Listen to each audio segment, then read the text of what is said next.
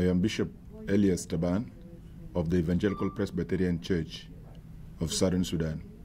Born 10th of May 1955, it was a very historical day for me and for my country. That was the beginning of the killings. Just 2 hours after I was born, there were gunshots at our police station, and my mother has just given birth to me. I was just screaming on my birth bed, and there were gunshots, and everybody left for the jungle. My mother has to run with me, a baby just 2 hours born, and hid with me in the jungle for 3 days. I survived by the grace of God. At the age of 12, I became a child soldier at the first liberation movement in Southern Sudan, known as the Anyanya 1. Anyanya 1 was the freedom fighters, people who are fighting for their freedom of worship in Southern Sudan. I got involved as a child soldier at the age of 12, and I served for 1 year. I really saw what it means in a time of war. Children of my age by then, many of them were killed and their bodies scattered in front of my eyes. I can still remember some of them, and it's very stressing. The war lasted until 1972. We signed a peace agreement in Addis Ababa in Ethiopia, and we had a peace for 10 years. That is from 1972 to 1982. 1983, the war started again. That is the Sudan People's Liberation Army, Sudan People's Liberation Movement, which is the current ruling party of the new country of Southern Sudan, that is the SPLM. I also got involved with my wife. My wife was in the military. I was doing logistics service, getting arms and ammunition from Congo with President Mobutu to Southern Sudan. My wife was a type secretary at the headquarters, the general headquarters. Also in that war, many people really died. And I have seen what small arms can do. As I heard of the control of arms trade treaty, I just said it is an answer to my prayer. Because in Africa, especially Southern Sudan, has become a dumping place of small arms.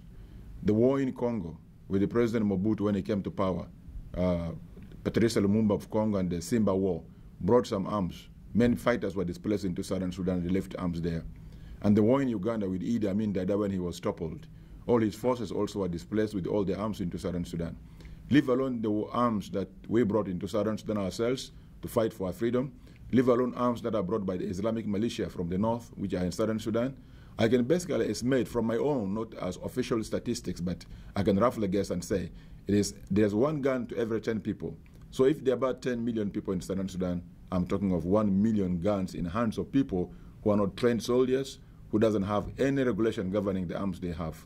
So because of this treaty, this control on arms trade is very, very important to us, especially in the third world. If the governments of the world, the strong governments of the world, love really the innocent children and women who are dying every day in Africa and in other parts of the world, I believe that if they want to see peace, let them really push forward this treaty. This treaty has nothing to do with the USA or UK or German. It has to do with especially us. I'm talking as an African and from African background. I have lived the 40 years of my life in either carrying gun or with guns around me. I'm 57 now, so I have only 17 years that I have never seen guns around me, but most of my life has been guns. And because of this, I want to thank Oxfam and American Values Network for letting me have the opportunity of coming here to voice the voice of the voiceless down on the ground who are dying. In Southern Sudan recently, last year, the Murle tribe went and raided the Nueri tribe, and they killed 300 people. And this year, the Nueri also came and retaliated by killing 600 from the Murle. These are just ordinary young men civilians who are killing innocent women and children. And these are fightings which are cattle raiding, which used to be done with the spears, bows, and arrows. But now they are being done with machine guns, AK-47. Just in a minute, you can spread 30 bullets, and 20, 15 people are dead.